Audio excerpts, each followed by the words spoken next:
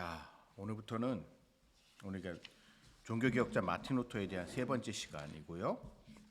오늘 시간에는 마틴 루터의 좀 개인적인 부분, 개인적으로 신학자 마틴 루터는, 그러니까 종교개혁자 마틴 루터는 기본적으로 신학자 마틴 루터가 이룬 거란 말이에요. 그럼 이 마틴 루터의 신학자로서 마틴 루터가 어떠한 배경 속에서 등장하게 됐는가라는 그의 신학적 배경에 대한 설명을 좀 드리겠습니다. 자, 지난 시간에 말씀드렸듯이 마틴 루터는 본래 자기 집 근처에 있었던 에어프루트 대학에 법학을 공부하러 법학자가 되기 위해서, 법률가가 되기 위해서, 성공한 관료가 되기 위해서 입학을 했지만 중간에 이제 신학으로 턴하죠. 우리식으로 말하면 이제 아주 그냥 심플하게 말씀드리면은 아들이 좀 똑똑해서 출세 좀 하라고, 그래서 고시 공부하라고 서울법대를 보냈는데 얘가 갑자기 미쳐가지고 나는 그런 거 안 하고 목사가 되겠다고 하면서 전공을 바꾼 건데요. 그렇기 때문에 이 사람은 그 본인이 공부를 했었던 에어프루트 대학의 학풍에 영향을 많이 받을 수밖에 없었습니다. 더욱이 그는 원래 아까 말씀드린 신학을 공부하기 위해 했던 게, 그러니까 이 사람의 기본적인, 그러니까 사람이 이 사고의 틀 있잖아요. 사고의 틀에 많은 부분은 에어프루트 대학에서 이 사람이 처음 법률가가 되기 위해서, 관료가 되기 위해서 공부했었던 것에 영향을 많이 받을 수밖에 없었는데, 그럼 그 에어프루트 대학의 기본적인 학풍이 어땠냐? 자, 제가 지난 시간에도 말씀드렸죠. 에어프루트 대학은 독일에서 세 번째로 생긴 대학입니다. 제일 오래된 대학이 하이델베르크 대학, 우리 유명하죠. 두 번째로 생긴 게 쾰른 대학, 세 번째로 생긴 게 에어프루트 대학이었습니다. 그러니까 신흥 명문이었어요. 그러니까 신흥 명문이 이렇게 나중에 생긴 신흥 명문들이 가지고 있는 장점이 있습니다. 그 장점은 뭐냐? 좀 전통에 구애받지 않아요. 그러니까 오래된 대학들 같은 경우에는 이제 그 학교에서 오랫동안 내려온 이제 학풍이라는 게 있단 말이에요. 그렇기 때문에 그 학풍의 그리고 그 학풍이 어떤 학파를 만들게 되고, 그 학파의 전통 안에서 성장한 사람은 그 학파의 영향을 많이 받게 됩니다. 근데 에어프루트 대학은 신흥 명분이었기 때문에 이제 특정 학파가 학교를 이제 지배하고 있던 상황이 아니었기 때문에 당시 유럽, 그러니까 서구 지성계에서 있었던 주요한 흐름들이 모두 이렇게 같이 융화될 수 있는 상황이었어요. 특히 이제 거기에 가장 중요한 이제 흐름은 제가 지난 시간에 봤을 때 오캄주의자들, 일명 이제 유명론자들이라고 하는데, 이제 철학사에서는 이 오캄주의자들 중에 또 특별히 온건한 사람들, 그러니까 오캄주의자들 중에 가장 이제 레디칼한 사람들, 전통적으로 했던 데가 이제 옥스퍼드거든요. 그러니까 학풍이라는 게 여전히 무서운 게, 이 오캄주의자들, 유명론자들의 아성이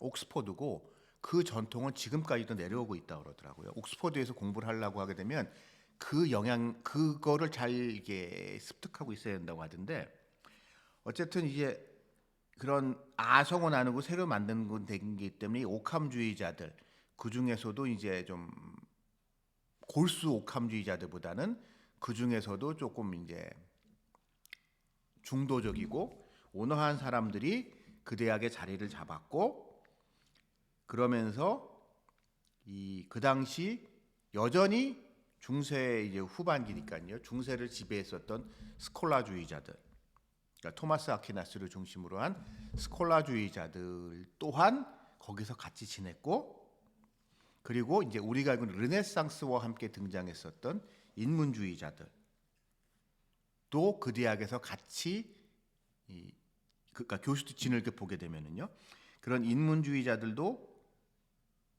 같이 있었고, 그리고 마지막으로 이러한 이제 지적 혼란은 결국 이제 전통의 근원, 기독교 전통의 근원으로 다시 돌아가고자 하는 흐름이 있었기 때문에 그 와중에 다시 조명받기 시작했었던 교회 박사, 아우구스티누스주의자들, 이 네 부류가, 그러니까 교수진이나 그러니까 루터의 스승을 보게 되면은 이 네 부류의 집단들한테 이제 골고루 공부를 배운 거예요.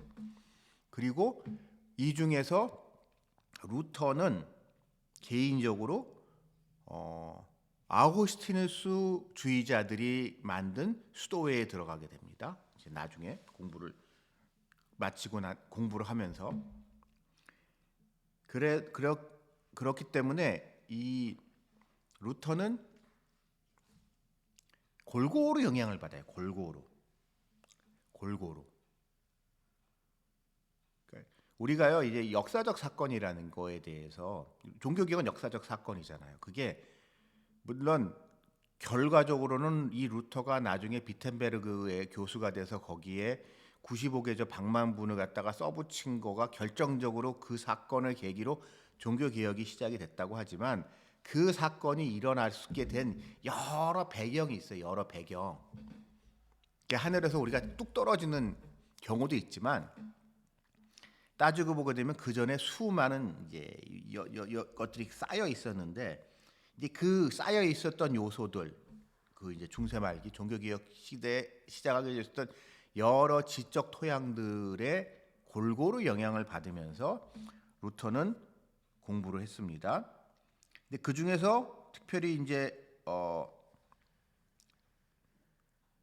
우리가 주목해야 되는 부분은 이제 크게 두 가지예요. 첫째는 이제 에어프루트 대학, 그러니까 특히 오컴주의자들이, 그러니까 윌리엄 오컴은 제가 이제 지난 시간에 말씀드렸지만은, 그러니까 윌리엄 오컴이라든지 아니면 인문주의자들 같은 사람들은 교회에 대해서 조금은 이제 교회를 부인하는 건 아닌데 교회와는 좀 거리가 있는, 특히 교황과의 관계에 있어서는 조금 사이가 좋지 않은 사람입니다. 오캄주의자, 윌리엄 오캄의 추종자들은 이 본질적인 것과 비본질적인 것 끊임없이 구분을 해요. 그러니까 오캄의 면도날이라고 하는데, 이거와 저거를 막 뒤죽박죽 섞어가지고 뭐 하나를 이렇게, 우리가 그런 거 있잖아요. 우리가 무언가를 판단할 때 그들 사이에 공통점을 보기 시작하게 되면, 공통점을 보기 시작해서 그 공통점을 강조할 수도 있지만, 그것들 사이에 차이점, 똑같은 건 하나도 없잖아요. 똑같은 사람은 하나도 없잖아요. 그 사람들마다 개별적인 차이점 같은 것들을 주목하고 그것을 강조하는 게 오캄주의자들의 특징이거든요. 근데 이게 종교적 상황, 그 당시 중세 말기에는 이 모든 것의 본질을 자꾸 뭐로 몰아갔냐? 로마 교황으로 몰아갔단 말이에요. 세상에, 그러니까 찬물도 위아래가 있다고, 세상을 지배하는 큰 어떤 그 질서가 있는데, 모든 것은 그 질서 안에 들어와 있으며, 이 질서의 정점에는 뭐가 있어요? 로마 교황이 있다고 보는 거예요.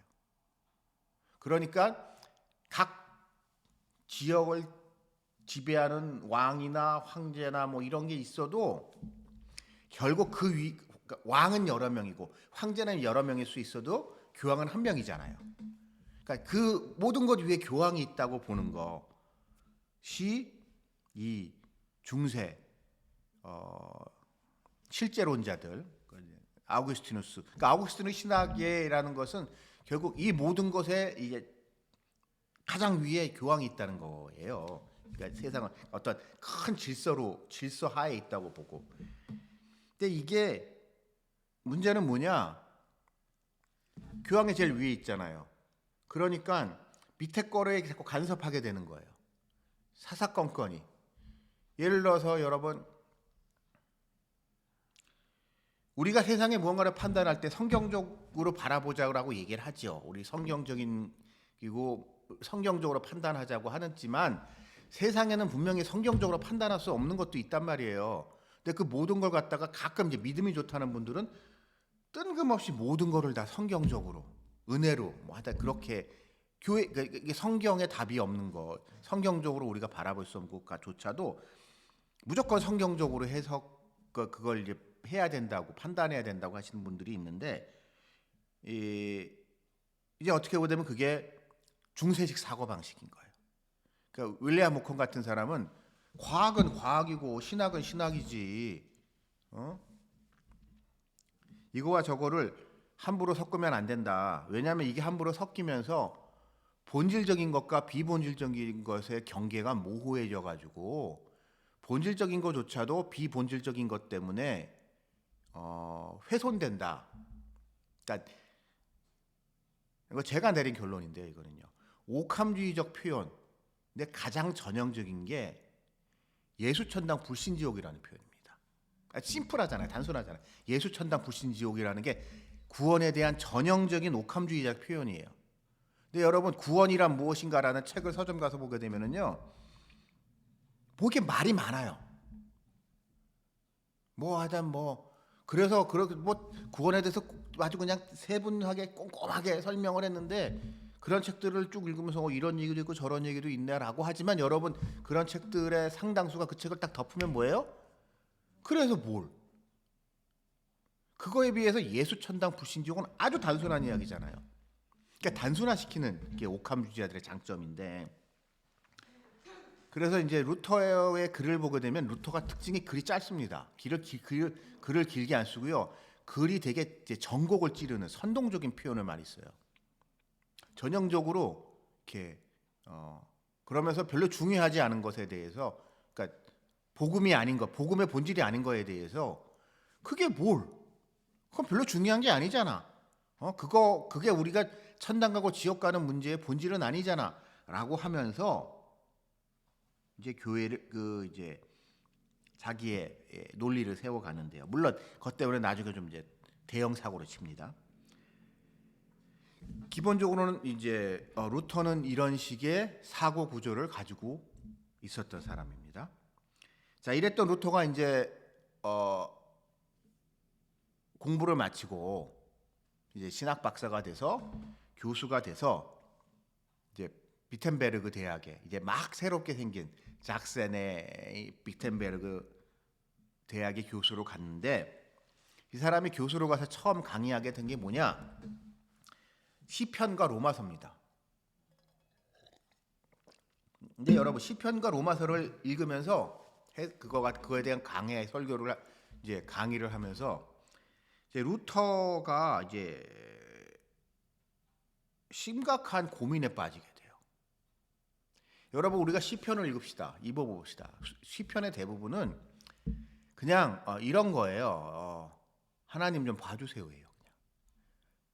나 잘못했으니까 그냥 밑도 끝도 없이 살려달라고 그냥 이렇게 표현이 어떤지 모르겠지만 떼쓰는 겁니다. 그러니까 여러분, 우리가 시편을 우리가 되게 조금 다른 시선을 한번 보자고요. 그러니까 우리는 이걸 은혜죠. 그러니까 은혜의 본질이 뭔가에 대해서 거기서 우리가 한번 생각을 해봐야 되는데, 그냥 무조건 살려달라. 내가 잘못했으니까 다시는 안 그럴 테니까 그냥 봐달라는 거예요, 하나님한테. 특히 다윗 시편 같은 거 여러분들 보시면 그런 다윗 시편의 그런 내용들이 루터가 알고 있었던 중세 카톨릭 신학의 그런 공로주의. 네가 회개한다고 입으로 떼우면 돼? 그러니까 여러분 면죄부라는 것에 대해서 우리 한번 생각을 해보면 이거예요. 너가 회개한다며 잘못했다며 그걸 입으로 때우게. 입으로야 누구나 하지. 너의 진정성을 보여봐. 네 진정성. 네가 진짜로 회개한다 그러면은 그래도 네가 성의 표시해야 되지 않겠니? 라고 하는 게 결국 이게 좀 쉽게 말하면 이게 이제 제도화되고 조직화된 게 면죄부거든요. 카톨릭에. 근데 그런 면죄부 같은 것을 너무 당연하게 생각했었던 그러니까 죄와 벌을 구분했기 때문에 그러니까 카톨릭의 생각은 이거예요. 우리가 죄는 용서받지만은 너가 치러야 할 벌은 아직 남아 있어. 그러니까 그 벌에 대한 대가로 뭘 해야 되지 않겠니? 뭐 선행을 하는 것도 좋고 뭐 다 있겠지만 그래도 제일 심플한 게 돈이잖아. 그러니까 돈 내, 헌금해.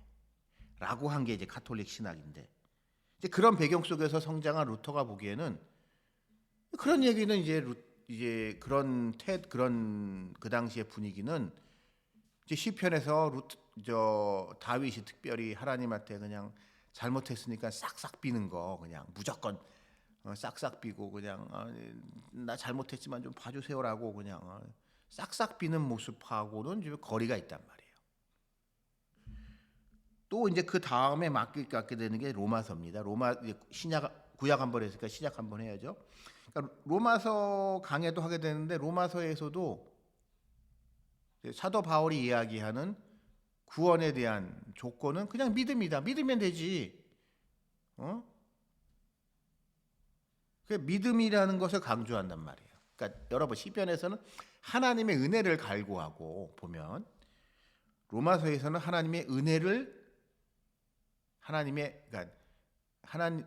그러니까 구원을 받기 위한 믿음을 강조한단 말이에요. 그러면서 이제 루터는 하나님의 주권적 은혜라는 것에 대해서 이제 심각하게 생각을 하게 됩니다.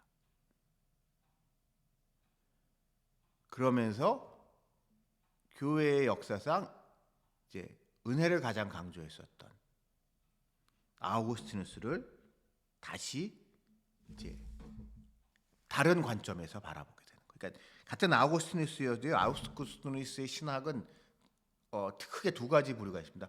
교회론 중심의 아우구스티누스 신학이 있고 은혜론 중심의 아우구스티누스 신학이 있어요. 근데 이제 주로 카톨릭에서 강조했던 것은 교회론 중심의 왜냐하면 아우구스티누스는 최종적으로 교회가 이제 공인되고 난 다음에 이단과 정통의 시비 속에서 정통 교회의 교리를 확립하면서 이단들을 쫓아내는데 가장 결정적인 역할, 가장 최종적인 역할을 한 게 아우구스티누스이기 때문에 아우구스티누스는 이제 이런 교회론적인 측면에서도 되게 중요하고 그 다음에 은혜론적인 측면에서도 중요한데 이 주로 카톨릭 신학에서는 이제 아우구스티누스의 이제 교회론 중심으로 막 이제 자기네들의 이야기를 했는데 아우구스티누스 신학을 보니까 은혜론이 더 중심이라는 거예요.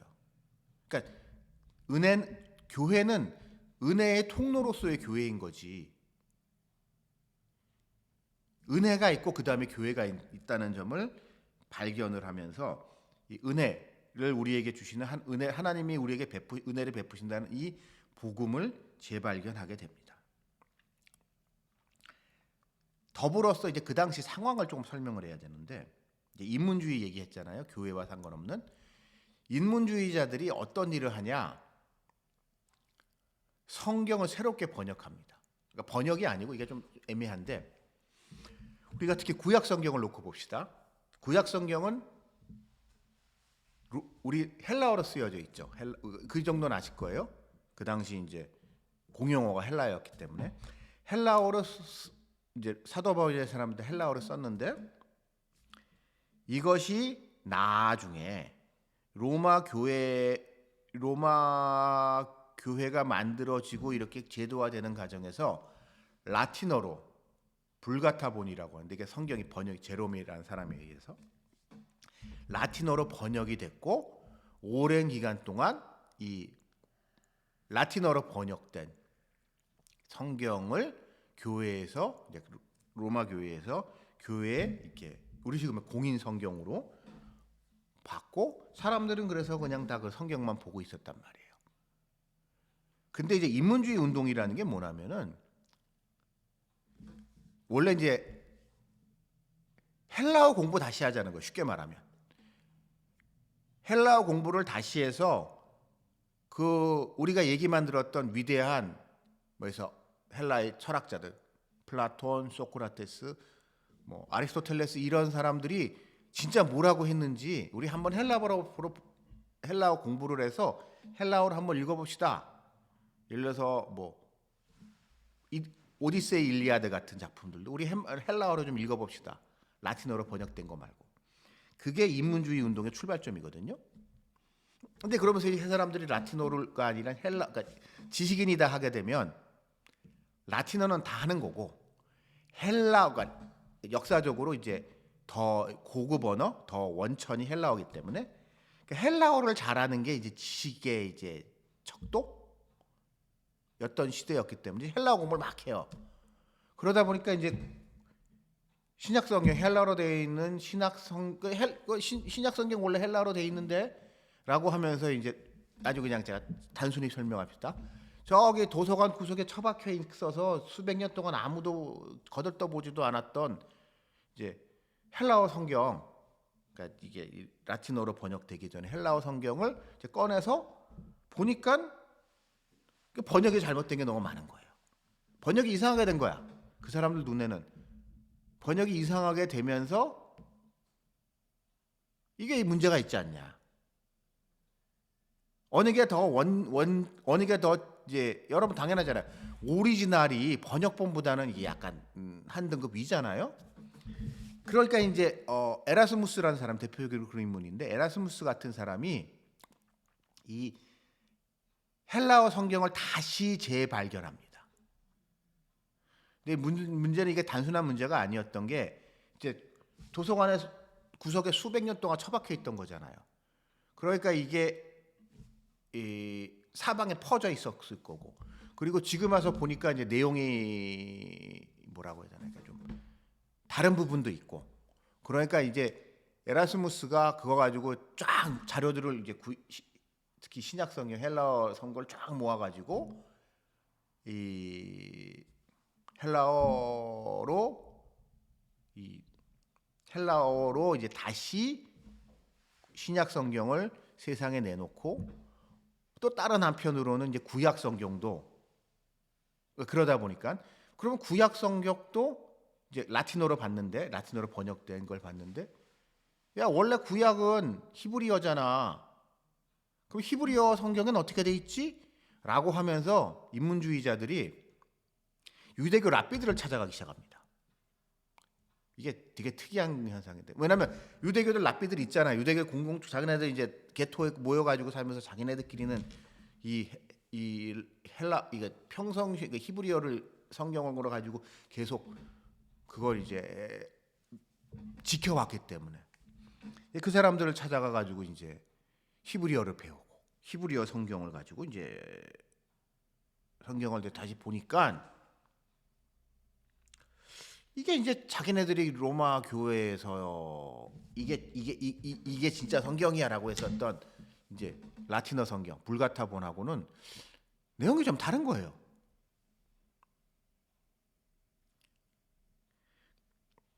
그런 과정에서 이제 로마 교회와 로마 교회 지도자들이 궁지에 몰리는데 그걸 적극적으로 활용합니다. 이제 또 첨가해서 좀 말씀드리면 이제 이 당시 로마 교황청이 워낙 한마디로 썩어 있었기 때문에 거기 쪽 사람들이 공부를 안 하는 거예요. 쉽게 말하면 아주 간단히 말. 공부는 안 하고 정치만 하는 거예요. 그러니까 이제 뭐 주교니 뭐니 해도 헬라어를 몰라요. 그래서 이제 여러분 종교개혁 논쟁을 이렇게 보게 되면은 대부분의 이제 카톨릭이 궁지에 몰리게 되는 게 헬라어 가지고 이제 네 말이 맞냐 내가 말이 맞냐 이렇게 막 신학 논쟁을 벌일 거 아니에요? 신학 논쟁을 벌일 때 이제 루터와 같은 인문주의 배경을 가지고 있는 사람이 자 이제 헬라어로 되어 있는 사도 바울 선생님께서는 헬라어로 이렇게 말씀하셨는데 어떻게 생각하십니까? 라고 하면은 대부분의 이제 신부님들이나 주교들이 뭐 헬라어를 알아야 대답을 하지. 이런 부분을 적극적으로 활용을 합니다. 그러니까 시편과 이 로마서 해석을 하는 과정에서 이제 그렇게 바울은 그러니까 바울이라든지 이제 다윗의 이런 부분을 헬라어 내지는 히브리어로 직접 오리지널 텍스트를 공부를 하게 되니까 더 이렇게 신학적 배경이 논리적 정당성이 훨씬 강화되게 됐고 이 부분이 이걸 적극 활용합니다.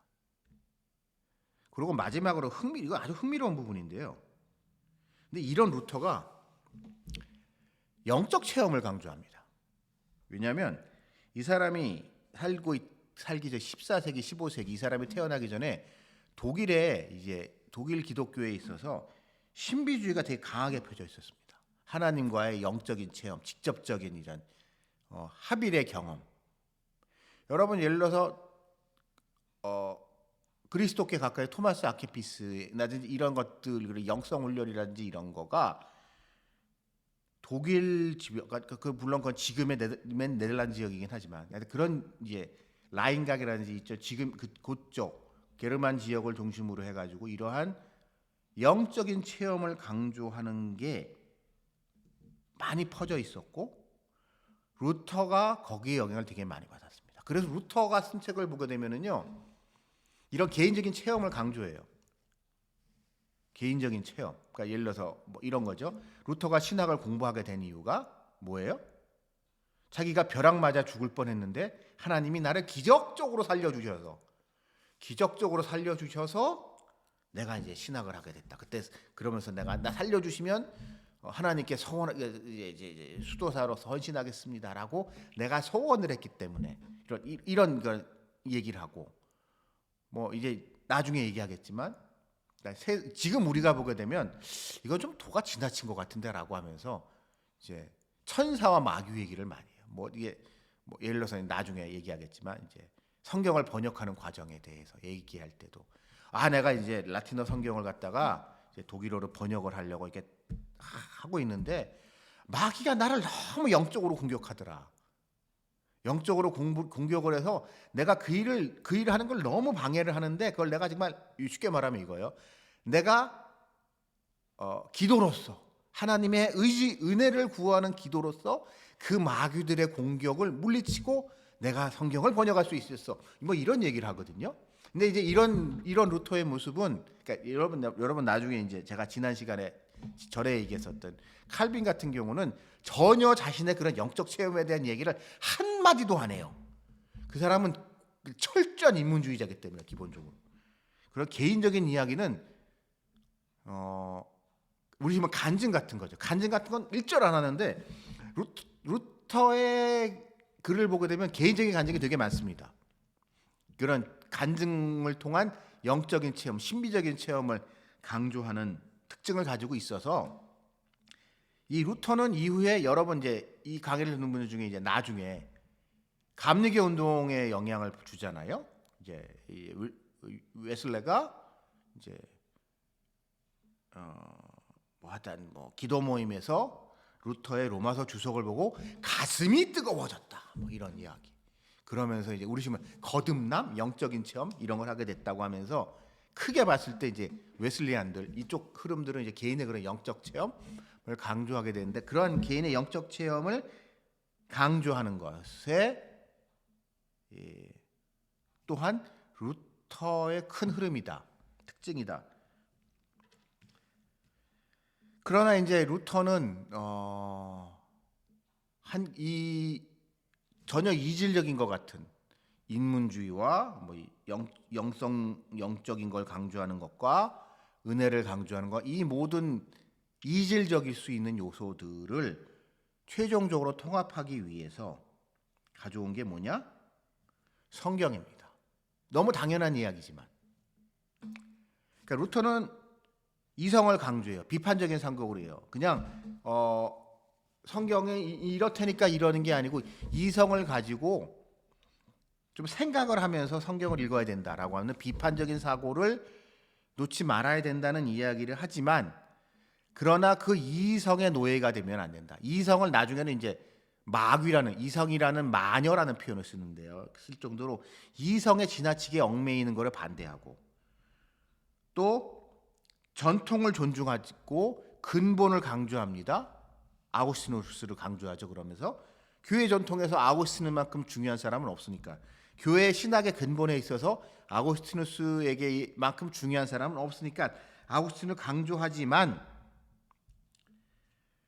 그것에 그 근본이 내 얽매여서